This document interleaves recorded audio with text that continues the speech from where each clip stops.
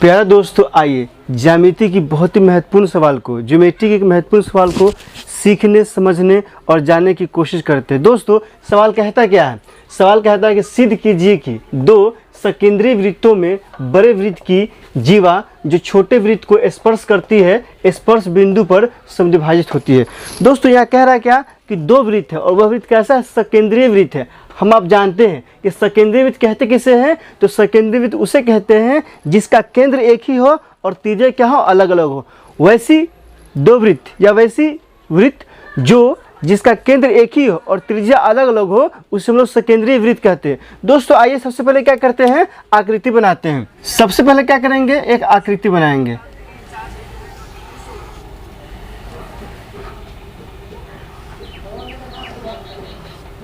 इसका केंद्र हो गया O, बड़े वृत्त की जीवा हो गया AB, जो छोटे वृत्त को किस पे स्पर्श करता है? P पे स्पर्श करता है। क्या कहता है? दो सकेंद्रीय वृत्तों में बड़े वृत्त की जीवा जो छोटे वृत्त के स्पर्श करती है, छोटे वृत्त को स्पर्श करती है, स्पर्श बिंदु पर समद्विभाजित होता है। यहाँ क्या है? दो सकेंद्रीय वृत्त है। आप देख रहे हैं AB क्या है? इस बड़े वृत्त की जीवा है जो छोटे वृत्त को, जो O जो छोटा वृत्त है, इसको क्या करता है? P बिंदु पे स्पर्श करता है। दोस्तों, दिया क्या है? दिया है सर्किल COR तथा सर्किल COR। यहाँ देख रहे हैं आप, छोटा R और बड़ा R है। आप समझ गए होंगे छोटे R किसका त्रिज्या है? तो छोटे वृत्त की त्रिज्या है। और बड़ा R किसकी त्रिज्या है? तो बड़े वृत्त की त्रिज्या है। सर्किल COR तथा COR में AB बड़े वृत्त की जीवा है जो छोटे वृत्त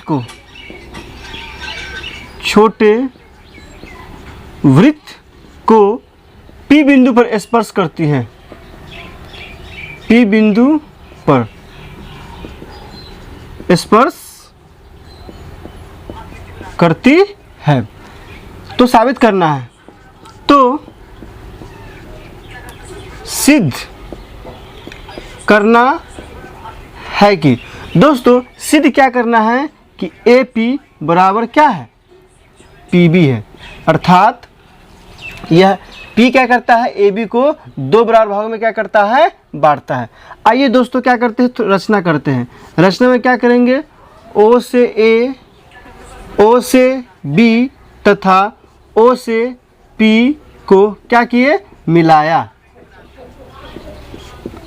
दोस्तों, O से A को मिला दिए, O से B को मिला दिए और O से P को मिला दिए। हम जानते हैं दोस्तों OP क्या है? छोटे वृत्त की त्रिज्या है, प्रमाण। चूंकि हम जानते हैं वृत्त की स्पर्श रेखा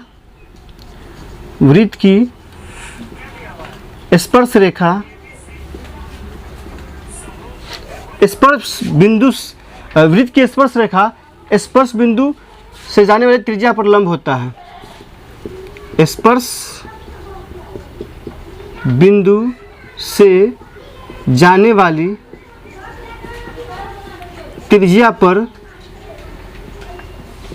क्या होता है? लंब होता है। क्या होता है दोस्तों? लंब होता है। इसलिए हम जानते हैं कि AB क्या है? स्पर्श रेखा है। और किस पे स्पर्श करता है? तो छोटे वृत्त को P पर स्पर्श करता है। और OP क्या है? अब छोटे वृत्त की क्या है? त्रिज्या है। तो ये AB क्या होगा? OP पे क्या होगा? लंब होगा।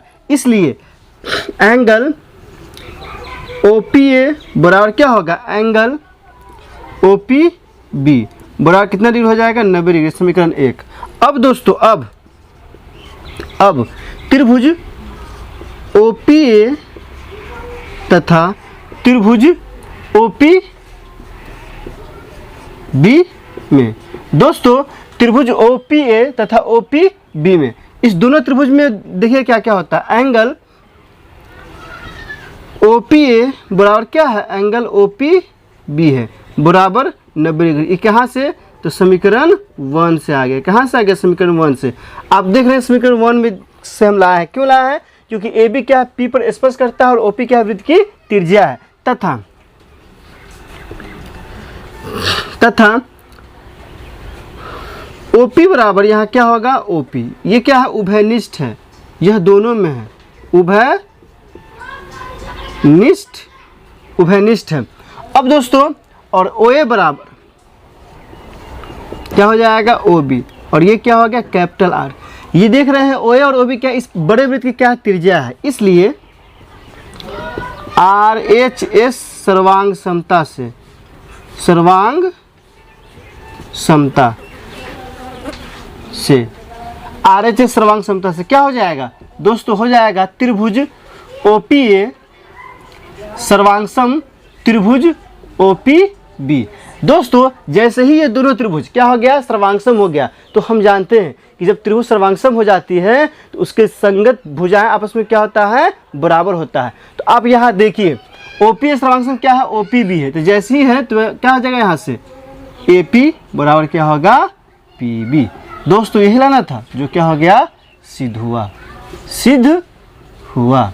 तो दोस्तों आपने देखा कि बहुत ही आसानी तरीके से हमने क्या किया इसे सिद्ध कर दिया। अगर इसमें किसी प्रकार की दिक्कत हो तो आप कमेंट सेक्शन में लिख के बता सकते हैं। बहुत बहुत शुक्रिया।